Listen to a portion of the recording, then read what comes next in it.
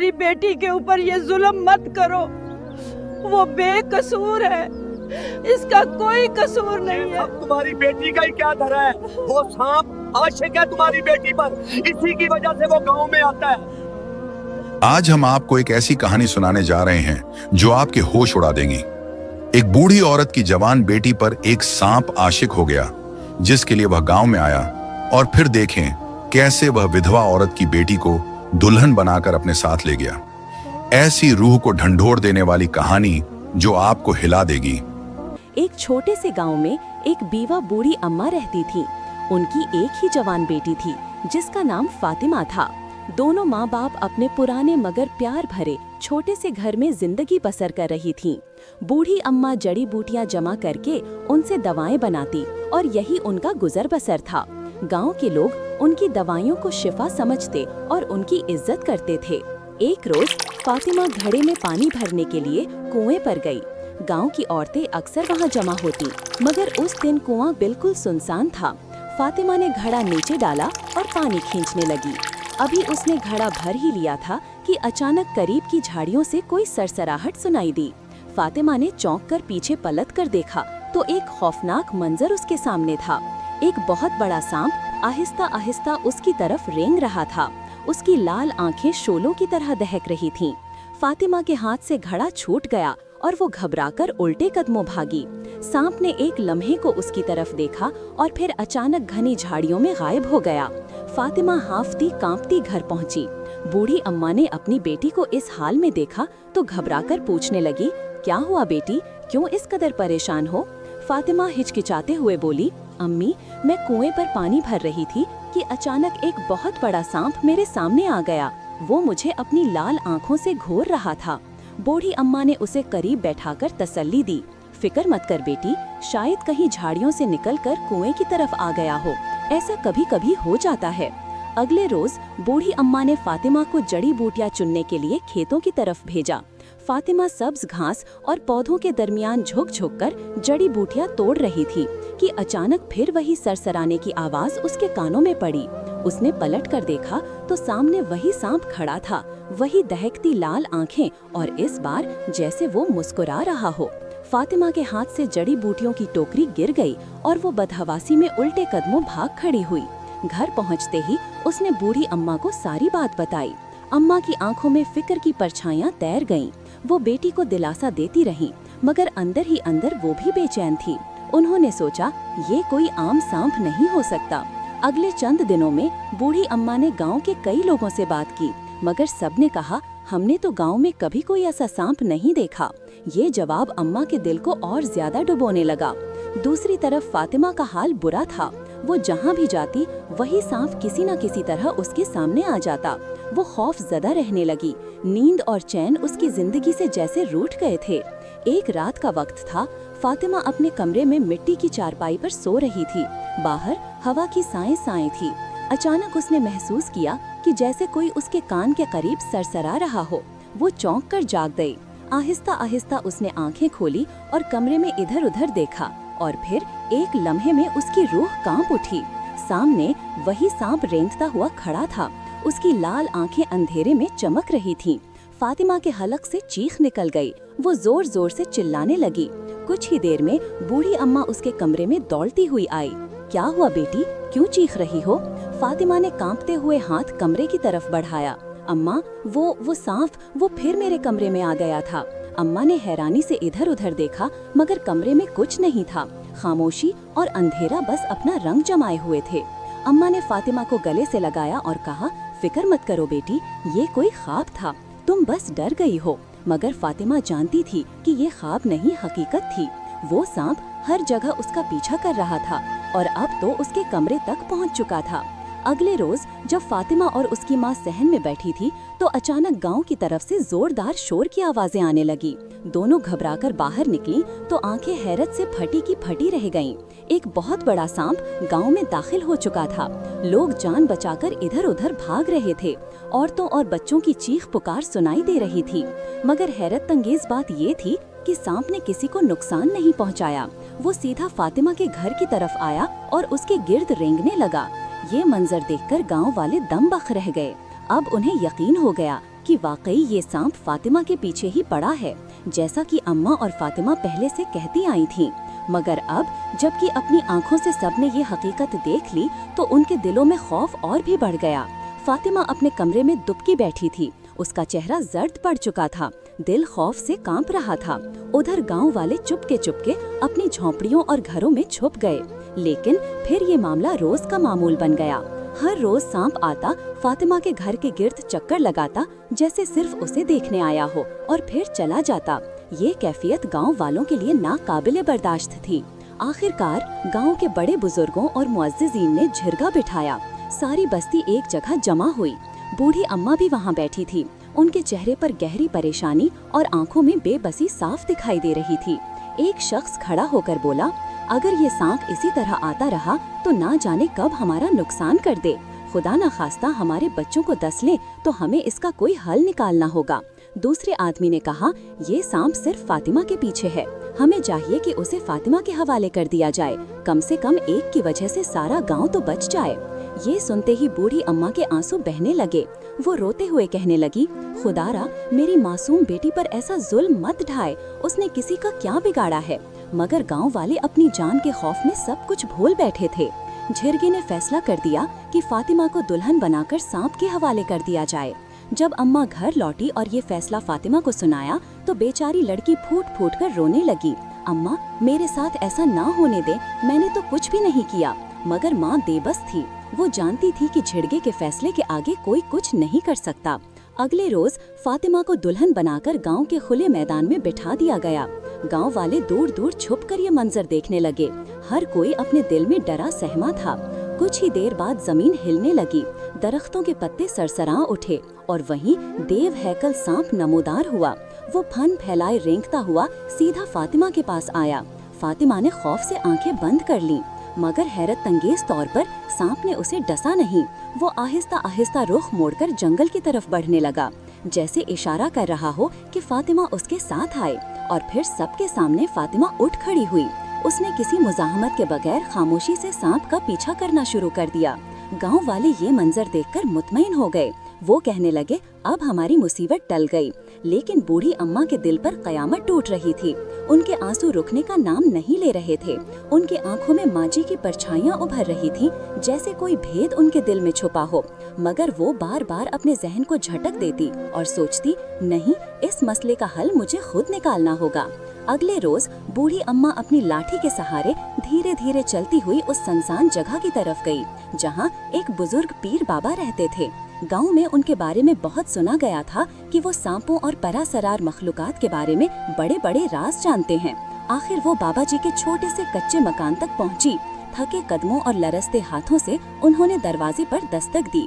कुछ लम्हे बाद दरवाजा चड़चड़ाता हुआ खोला और सामने एक नूरानी बुजुर्ग खड़े थे। बूढ़ी अम्मा ने कांपती आवाज में कहा, बाबा जी, मुझे अंदर आने की इजाजत दीजिए, मैं बहुत बड़ी मुसीबत में फंस गई हूँ। बाबा जी ने खामोशी से सिर हिलाया और उन्हें अंदर बुला लिया। फिर दोनों बाहर एक घने बरगद के पेड़ के नीचे आकर बैठ गए। पेड़ की ठंडी छाह में अम्मा के आंसू थम न सके। बाबा ने गहरी नजर से अम्मा को देखते हुए कहा, क्यों आई हो अम्मा, दिल का बोझ हल्का करो। बूढ़ी अम्मा फूट फूट कर रोने लगी और हिचकियों के बीच बोली, बाबा जी, एक खौफनाक सांप मेरी बेटी फातिमा के पीछे पड़ गया है। वो जहाँ भी जाती है उसका पीछा करता है। यहाँ तक कि गांव वालों ने उसे दुल्हन बनाकर उसी सांप के हवाले कर दिया। मेरी बेटी, मेरी इकलौती बेटी, वो उसके साथ जंगल में चली गई है। बाबा जी कुछ लम्हे चुपचाप उन्हें देखते रहे, फिर भारी आवाज में बोले, बेटी के पीछे सांप ऐसे ही नहीं लगता, कोई न कोई माजी है, कोई न कोई भेद छिपा है। अम्मा सोचो, क्या तुमने कभी ऐसा कुछ किया है जिसकी सजा आज तुम्हारी बेटी भुगत रही हो। ये सुनकर अम्मा के दिल पर घड़ों पानी पड़ गया। आंखों से आंसू बहने लगे और कांपती हुई आवाज में वो अपने दिल का राज खोलने लगी। बाबा जी, मैं जड़ी बूटियाँ चुनती हूँ और दवाइयाँ बनाती हूँ। एक रोज मैं गांव के करीब घने दरख्तों के पास जड़ी बूटियाँ चुन रही थी। तभी अचानक मेरी नजर एक बहुत बड़े सांप पर पड़ी। मैं सख्त खौफसदा हो गई। दिल में ये भी आया कि कहीं ये मेरी जड़ी बूटियों को नुकसान न पहुंचा दे।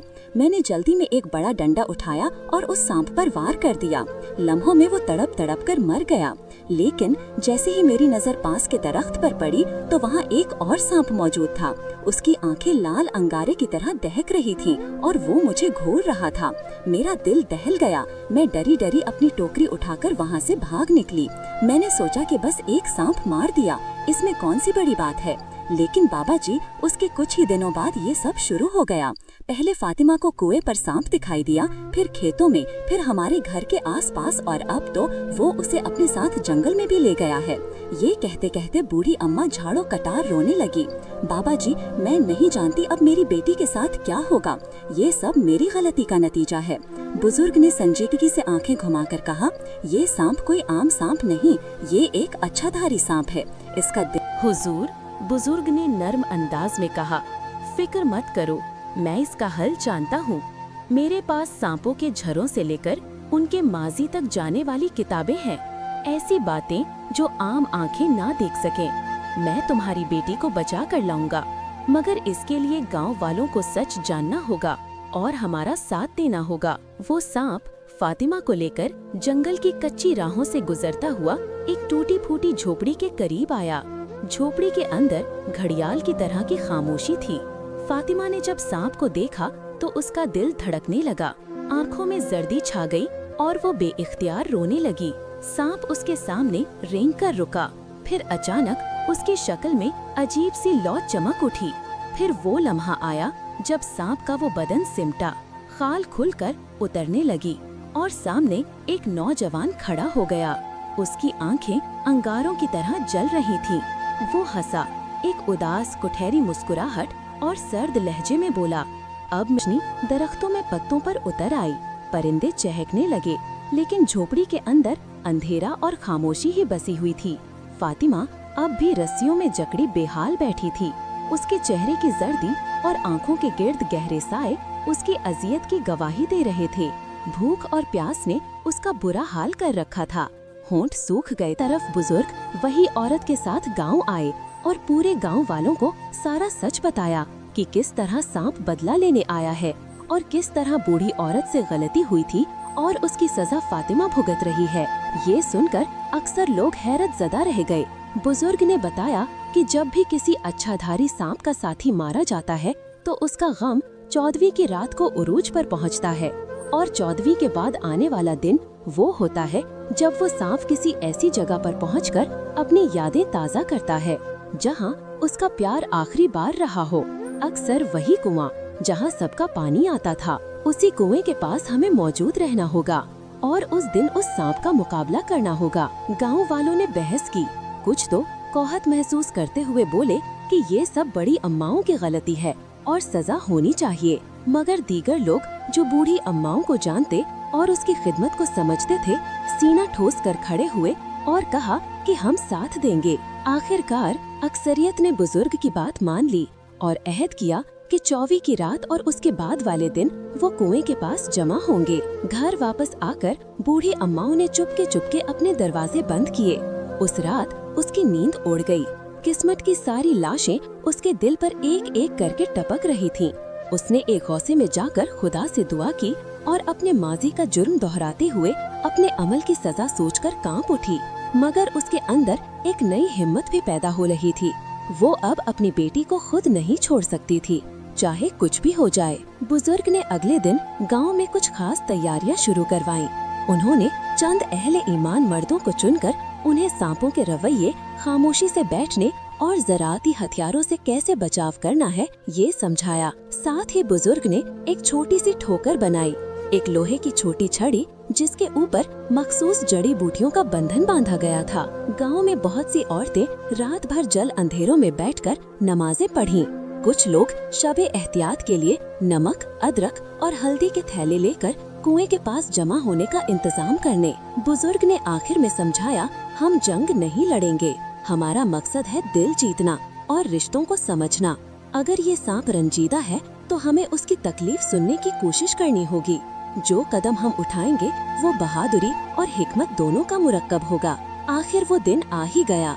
गांव वाले लगा बाबा ने फौरन अपनी किताब से एक कागज का टुकड़ा फाड़ा, उस पर मंत्र पढ़ा और कुएं में फेंक दिया। लम्हों में कुएं के अंदर आग भड़क उठी, धुएं के गहरे बादल उठे, शोले लपके और देखते ही देखते वो सांप झुलस कर राख बन गया। गांव वाले पीछे हट गए, उनके चेहरों पर खौफ भी था और हैरत भी। हवा में बारूद और जलने की तेज बू फैली हुई थी। बुजुर्ग ने गहरी सांस ली और कहा, हमने ये कर दिखाया। वो सांप अब हमेशा के लिए खत्म हो गया है, लेकिन असल काम अभी बाकी है। हमें फातिमा को तलाश करना है। ये सुनकर अम्मा की रगों में उम्मीद की हल्की सी लहर दौड़ गई। वो बार बार आसमान की तरफ देखकर दुआएं मांगती रहीं। बुजुर्ग, बूढ़ी अम्मा और गांव के चंद बहादुर लोग जंगल की तरफ निकल खड़े हुए।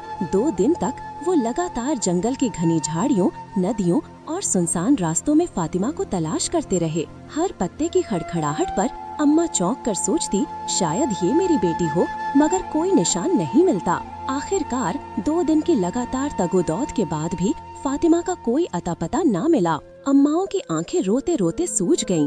वो हर दरख्त और हर झाड़ी के पास फातिमा का नाम पुकारती, मगर जवाब में सिर्फ सन्नाटा होता। वो दहाड़े मारकर रोने लगी, मेरी बच्ची कहाँ चली गई? या अल्लाह, मुझे मेरी फातिमा वापस दे दे। और यूं उम्मीद और मायूसी के दरमियान वो काफिला जंगल के बीच भटकता रहा, मगर फातिमा का सुराग अब तक एक राज ही था। फिर एक रोज बुजुर्ग और गांव वाले जंगल के तलाश में एक पुरानी झोपड़ी तक जा पहुँचे। दरवाजा धकेला तो अंदर का मंजर देखकर सबके होश उड़ गए। जमीन पर फातिमा रस्सियों में जकड़ी बेहोश पड़ी थी। बूढ़ी अम्मा तड़प कर आगे बढ़ी, अपनी बेटी का सर गोद में रखा और कांपते हाथों से चेहरा सहलाने लगी। बुजुर्ग ने करीब रखे बर्तन से पानी के छींटे मारे। लम्हों में फातिमा ने आंखें खोल दी। सामने माँ को देखते ही वो जोर जोर से रोने लगी। अम्मा, आप आ गईं, आपने मुझे बचा लिया, मगर वो सांप मुझे नहीं छोड़ेगा।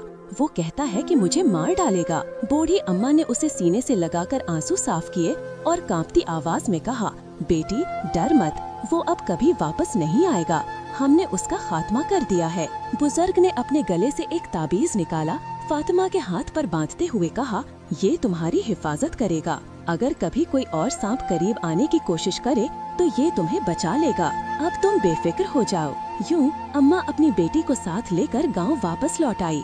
गांव के कुछ लोग शर्मिंदा थे, जिन्होंने जिले में फातिमा को कुर्बान करने का फैसला दिया था, मगर फातिमा के दिल में कीना नहीं था।